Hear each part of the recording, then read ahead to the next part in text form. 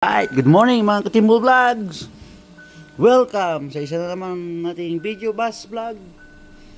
But before that, time check muna tayo mga Katimbol Vlogs. It's 7:08 in the morning, May 9, Thursday, 2024 here at Wellington, New Zealand. Kung gagamitin natin bus ngayon, si bus number 5738 with registration plate number NCC 988, which will expire on January 17, 2025. So come on, let's ikutan na natin to at put up na natin yung school sign. So all good. Titignan lang naman natin dito yung gulong. Check natin yung gulong kasi yung mga gasgas na yan is dati na yan. Check na lang natin yung mga gulong and adjusters nga kung all good ba. Yan. So all damage. Fenders are missing. Damage.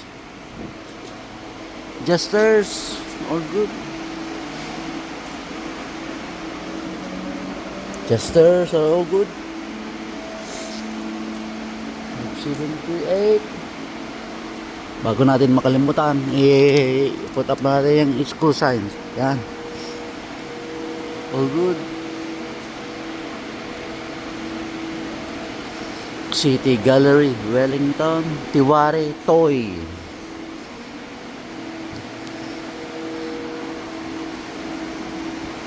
All good. All damage. Damage jam. Mga yan. Goods damage na yan. Mga fenders na. Bangas-bangas na. All good. Taas. All damage. Okay. It has been damaged.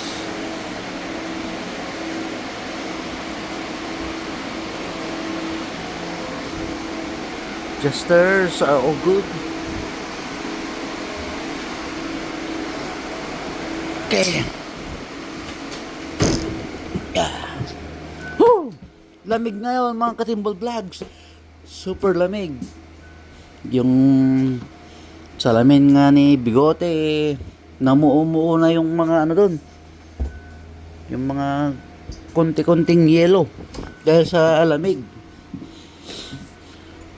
Yung malamig na nga dito. Kaysa naman dyan sa Pilipinas super init naman. Kabaliktaran naman. That's all for our video bus vlog for today. Until next video vlog. Paalam!